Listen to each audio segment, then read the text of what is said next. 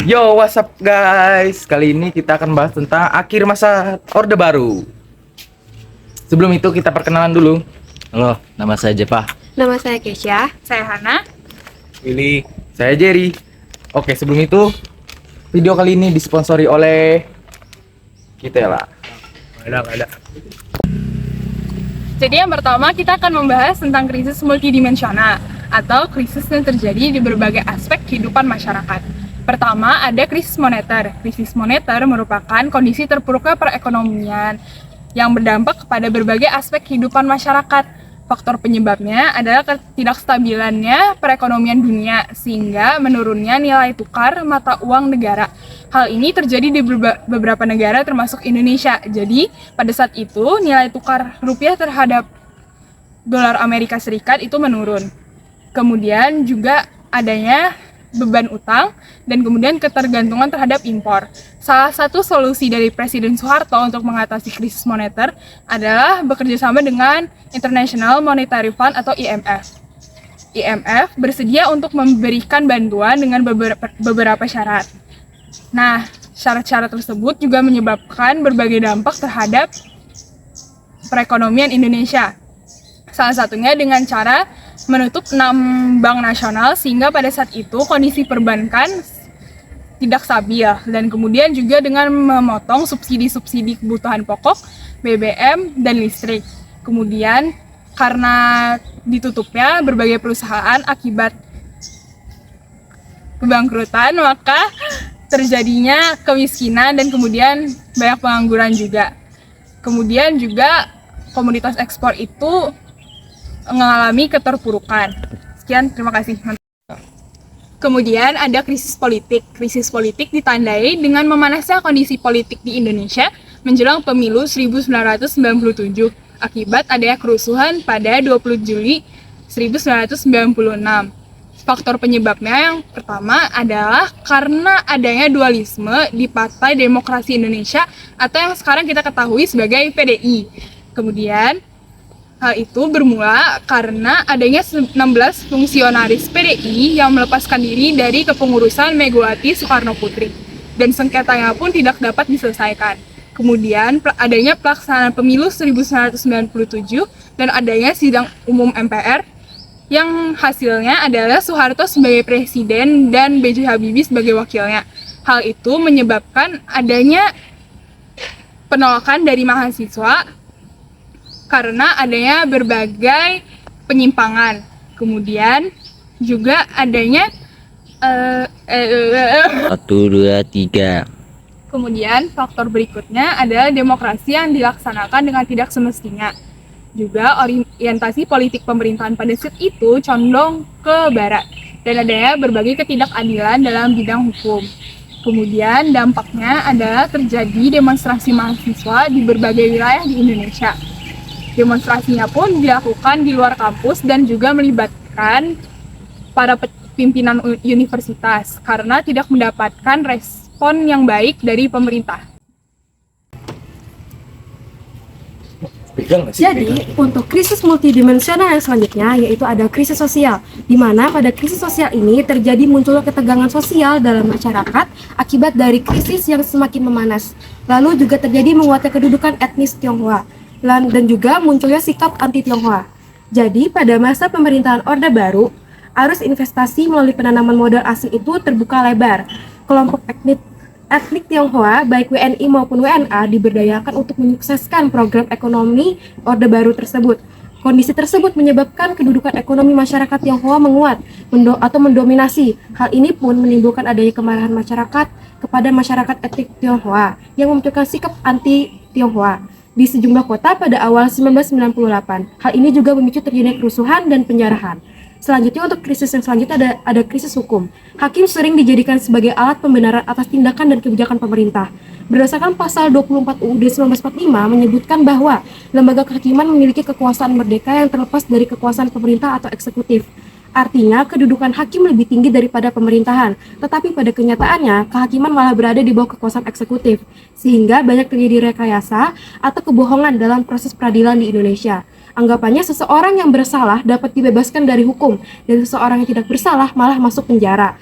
Hal ini pun mendorong masyarakat ingin terjadinya sebuah reformasi dalam bidang hukum untuk meluruskan masalah pada posisi sebenarnya. Lalu ada beberapa contoh bentuk penyimpangan pada masa Orde Baru. Yang pertama yaitu terjadi pemusatan kekuasaan di tangan presiden sehingga pemerintahan dijalankan secara otoriter. Yang kedua, berbagai lembaga kenegaraan tidak berfungsi sebagaimana mestinya, hanya bertumpu pada instruksi presiden. Ketiga, pemilu dilaksanakan secara tidak demokratis. Yang keempat, terjadi monopoli penafsiran nilai-nilai Pancasila sesuai keinginan pemerintah. Yang kelima, pembatasan hak-hak politik rakyat. Yang keenam, pemerintah campur tangan dalam kekuasaan kehakiman. Dan yang terakhir, pembentukan lembaga-lembaga yang tidak terdapat dalam konstitusi. Lalu untuk krisis yang terakhir ada krisis kepercayaan, di mana terjadi kurangnya kepercayaan masyarakat terhadap pemerintahan Presiden Soeharto. Hal ini disebabkan karena ketidakmampuan pemerintahan dalam membangun kehidupan politik dan yang demokratis, menegakkan pelaksanaan hukum dan sistem peradilan, serta menerapkan kebijakan ekonomi yang tidak berpihak pada rakyat. Lalu hal ini pun juga diperparah dengan banyaknya anggota pemerintahan yang melakukan praktik KKN atau korupsi, kolusi, dan nepotisme. Kolusi yang menyuburkan monopoli telah melebarkan jurang antara si kaya dan si miskin. Krisis ekonomi, politik, dan hukum menambahkan ketidakpercayaan masyarakat terhadap pemerintahan Orde Baru.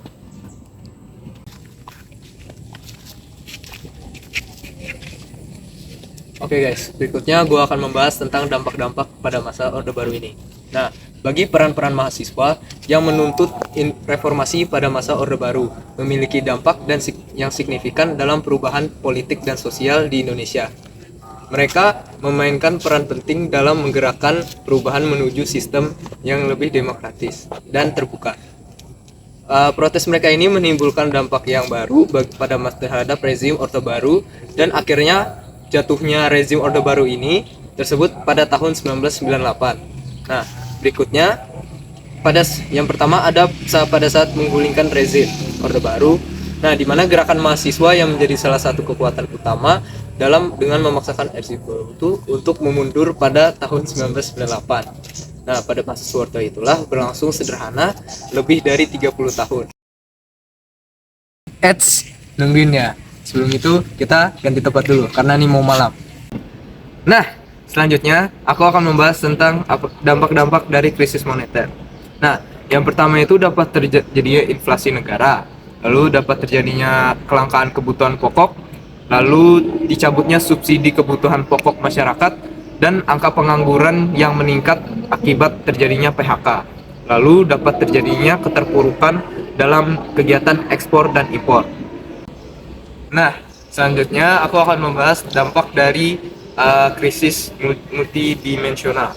Nah, dampak ini dapat dari ketimpangan ekonomi, karena dari krisis ekonomi yang terjadi pada awal 1990-an menyebabkan peningkatan kemiskinan dan kesenjangan sosial.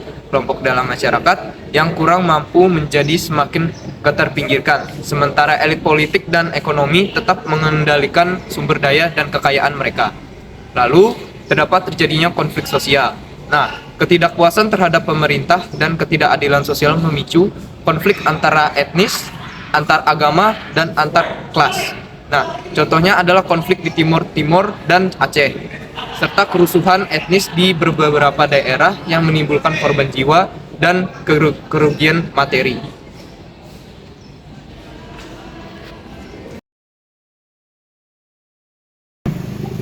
Baik, selanjutnya ada fakta terjadinya reformasi.